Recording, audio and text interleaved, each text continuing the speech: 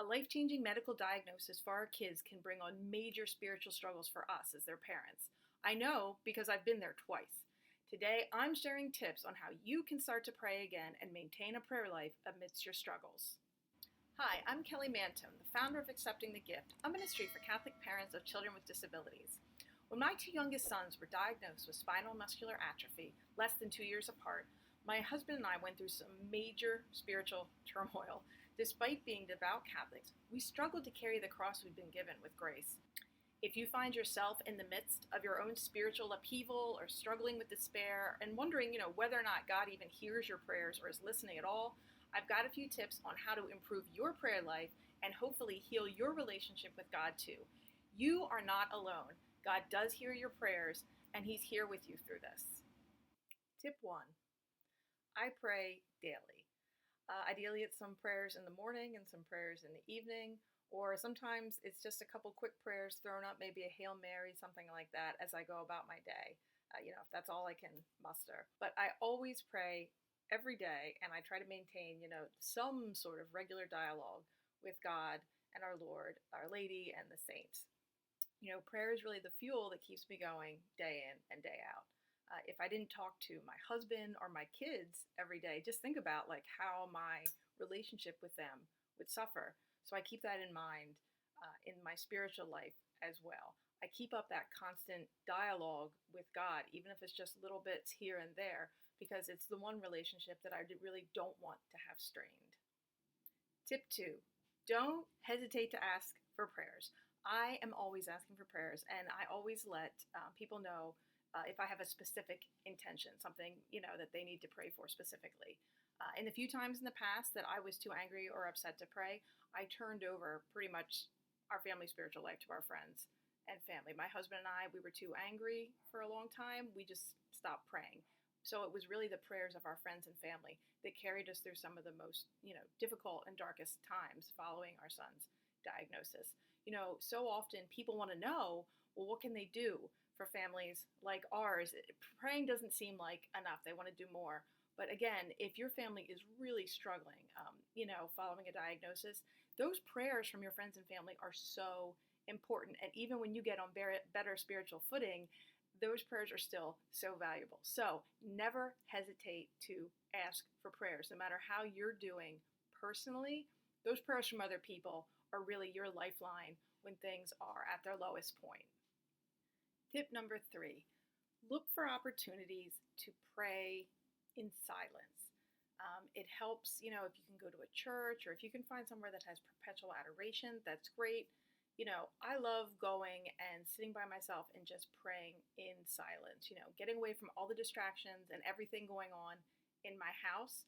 It makes it easier to really listen because, I always have so much I want to say to God and so much I want to tell Him and make my requests and everything. But sometimes I just need to sit in silence and just listen. And during a lot of those times, I get, sometimes I get the answers I'm looking for, or I get peace, or I get reassurance, or sometimes I just get, a few moments sitting alone in silence. And that's really, that's nothing to scoff at either. So maybe it's something where you and your husband can kind of take turns watching the kids for each other. So this is something that you can do.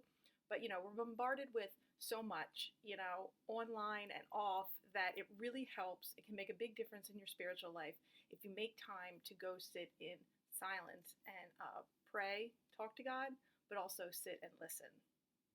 Tip number 4, be honest with God.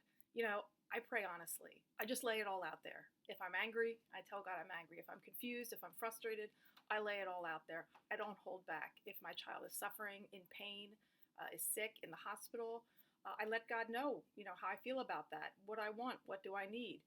He knows, and I know that He knows. But it's really helpful for me to just be honest and put it all out there. Certainly, there's some wonderful, prayers, the rosary, different novenas that I can memorize and say and really meditate on.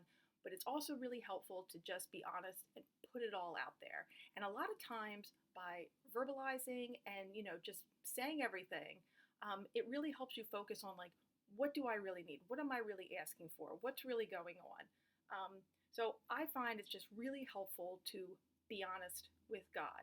Tell Him what you really want, not what you think maybe you should be praying for or how you should feel. Be honest, be open. Tell them what you need in your hour of need. Tip number 5, pray for peace. And, pray for peace with or without understanding. That's really the big thing, with or without understanding, that you can be at peace no matter what. That will really help keep despair and hopelessness away. We could always be angry. We can wonder why. Why us? Why our family? Why our children? But you have to make that choice to not wallow in sorrow.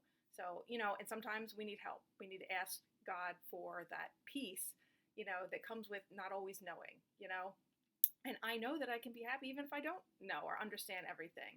So I find it also helps to pray for peace if I have a big decision coming up. Because, some of the decisions we make, these are life-changing decisions regarding the care of our children. And, that can be overwhelming. So pray for peace. Pray that you can be at peace with whatever decision you make. You don't want to be second-guessing everything. And also it helps to pray for peace when you're dealing with people who can really try your patience. And sometimes these are people that are trying to help your kids. They're trying to help you, but they're trying your patience at the same time. So pray for peace. God will grant you that peace. He'll give you that grace that you need if you ask for it. So again, with or without understanding the whys. Tip number 6, rejoice and give thanks in all things. Be thankful, be grateful. Look for those blessings no matter how small they are. Prayer isn't all asking for things or complaining about things or just sitting in silence and listening. It's giving thanks. It's looking for the good things that are happening. You might not get your prayers answered the way you think, but I find that God often answers them, maybe in a different way, maybe in a better way, or maybe I'm just being asked to wait a little bit longer. But even in the waiting and in the uncertainty, there's always joy and there's always good things to find if I look for it. Again, we can always focus on the bad things and complain, but there are good things there. There's blessings, and we should always remember to look for them and to thank God for them and say those prayers of thanksgiving on a regular basis as well. So let me know what you think. Did I miss anything? Are there some other ways that you pray as a special needs parent that you'd like to share? Or maybe you're still struggling with your spiritual life. Let me know in the comments below. And then be sure to like and subscribe and share this video with any other special needs parents you may know.